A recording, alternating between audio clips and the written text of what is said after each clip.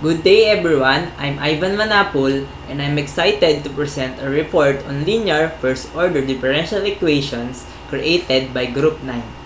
This equation may seem complex but they hold some fascinating facts that can make math more engaging and relatable. Linear first-order differential equation is of the first degree in the dependent variable and its derivative.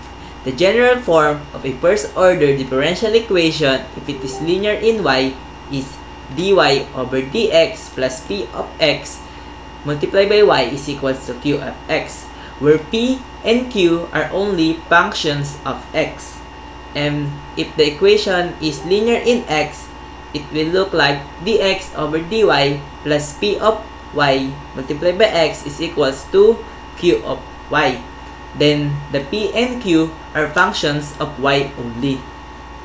dy over dx represents the derivative of the dependent variable y with respect to the independent variable x. The dependent variable here is y and the independent variable is x if it is linear in y. Then the p of x and q of x are continuous function of x. Here are the formulas. Like what I said earlier, if it is linear in y, it will look like dy over dx plus p of x multiplied by y is equals to q of x. Then if it is linear in x, dx over dy plus py multiplied by x is equals to q of y.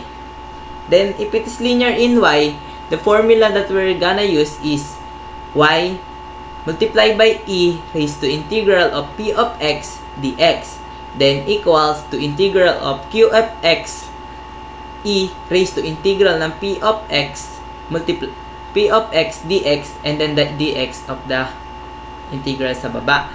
And same thing po sa kabila, ganun din. Mababago lang po dito yung ating dx magiging dy po, and yung p of x po natin magiging p of y naman po. Pati po yung q of x magiging q of y naman din. Now, let's try to solve some example. The example number 1 is, the equation is x dy over dx plus y is equals to x raised to 3. This example will answered by Mr. Jerickson.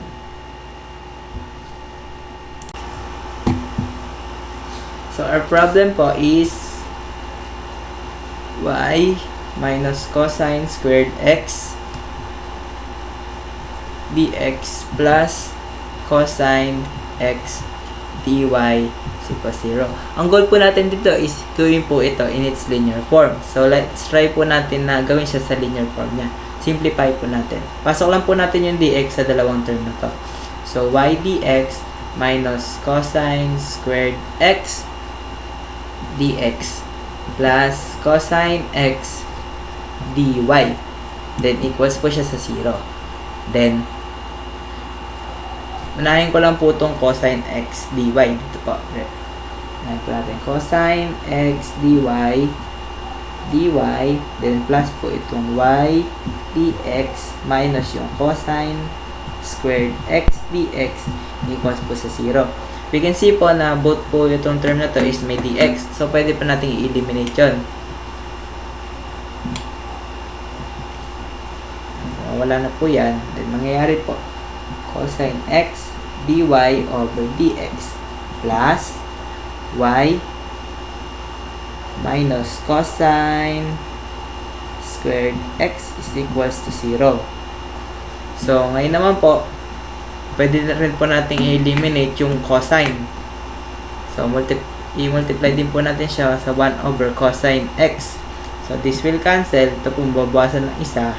Kaya magiging dy over dx plus y minus magiging cosine x equals to 0. Rewrite ko lang po. Gawin ko na po ito na since negative naman po siya, magiging positive po pag nilipat. Sorry, may bad po. Nakalimutan po natin yung ano dito. Cosine x is equals to magiging positive cosine x na po. Yan. So, rewrite pa po natin para po mas simplify pa. So, So, gawin po natin dy over dx plus, ito pong 1 over cosine na to is pwede po natin ilabas. Cosine x, then yung y po nakalabas. Then equals po ito sa cosine x. So, ayan po, we can see that it is linear in y. Because na-reach niya po niya yung ganitong form. Dy over dx plus p of x y is equals to q of x. So, meaning, this is our p of x and this is our q of y. So, after this, we can use na po yung formula natin kanina. Na, ito po yung formula natin pagka po it is linear in y. Yung y e raised to integral of p of x dx is equals to integral of q of x e raised to integral of p of x dx, and then the dx po nito. Then, we can substitute na po yung mga values po nito. So, purahin ko lang po muna para po may space tayo. Dy over dx plus 1 over cosine x multiplied by y is equals to cosine x.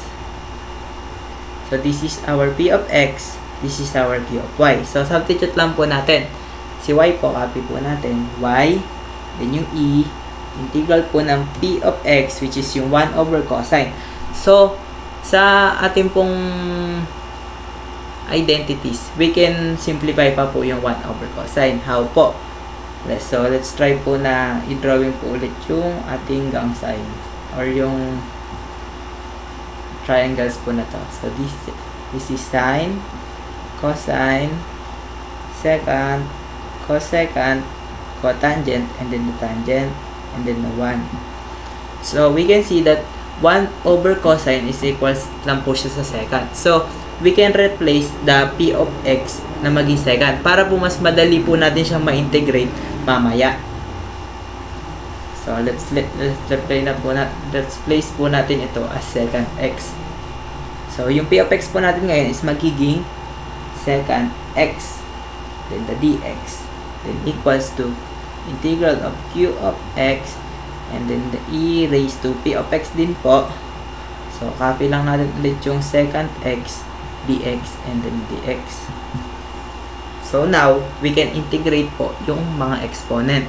So, ang integral po ng secant x is ln absolute value of secant x plus tangent x. So, y multiplied by e raised to ln secant x plus tangent x is equals to integral of q of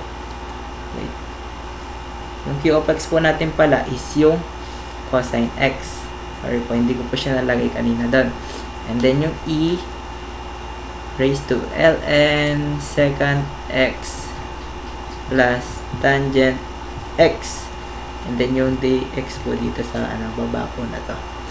Sa natural logarithms po, if we see e raised to ln x, it will be equals to e lang sa x lang po.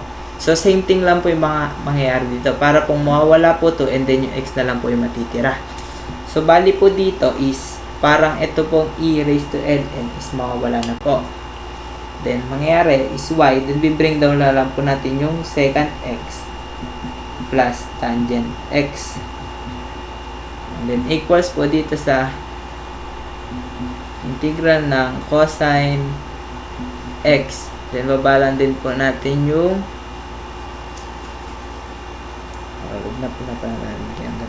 cosine x secant x plus tangent x, then yung dx po. Surahin ko lang po ito. So, pagdating po sa point na to, pwede po muna natin, huwag muna na po pakialaman to. Babalan po natin yan. Ito po muna yung galawin natin. Ito pong dx tsaka cosine x, pwede po natin itong ipasok sa dalawang term na to. Baga po, ito pong cosine x, so pasok nyo po dito, at tsaka po ito pong dx. Then, itong cosine x, dito din po sa tangent x, tsaka rin po ito. So, bali mangyayari po is integral ng cosine x secant x then yung dx, then integral po, and then yung plus sign, and then the integral of cosine x and tangent x dx. So now we can simplify pa din po ito ulit. So now we can simplify it pa po. So sulat ko lang po ulit dito yung mahiwaga po nating sign. Cosine, secant, cosecant, cotangent, and tangent, then yung 1 po. So, here po, pwede po nating ditong palitan yung identity ng secant para po mas mapadali po natin yung pag-integrate. How po? Di ba po kanina ang ginawa po natin is yung secant po is naging 1 over cosine. Ngayon naman po, yung secant po, ibalik po natin siya as para sa 1 over cosine. Para po ang mangyayari is integral ng cosine x. Mangyayari po is 1 over cosine x. Para pong ganyan. This is also equals lang po sa secant x. So, mangyayari po, pwede po nating makancel to. Then, magiging integral of dx na lang po yan. So, dito naman po sa may cosine x, tangent x, pwede rin po natin palitan yung identity ng tangent x.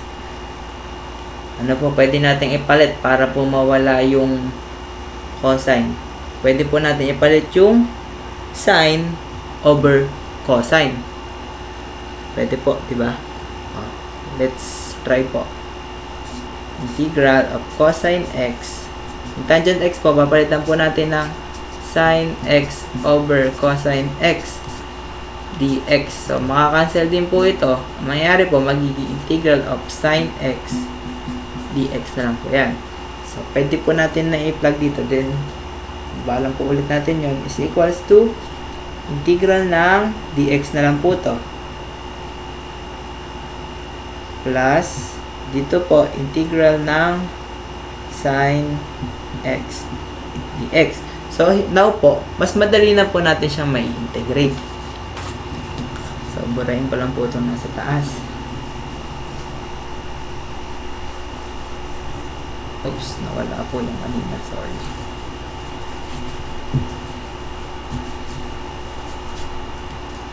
Sulat ko lang po yung y. Ito po yung nandito kanina. Secant x plus tangent x is equals to secant x plus tangent equals to integral po nung dx natin plus yung integral ng sine x dx. Yan. Yan. Mas madali na po natin siya ma-integrate ngayon.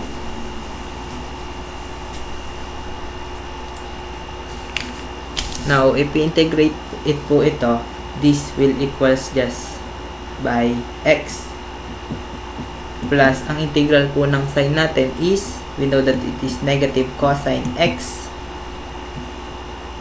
right? And then plus c. Then copy lang po natin ulit to. Secant, dito na po natin copy. Y secant x plus tangent x is equals to x. Then pasok lang po natin negative cosine x plus c. Yan. Yan na po yung magiging answer natin. That's all po. Thank you po.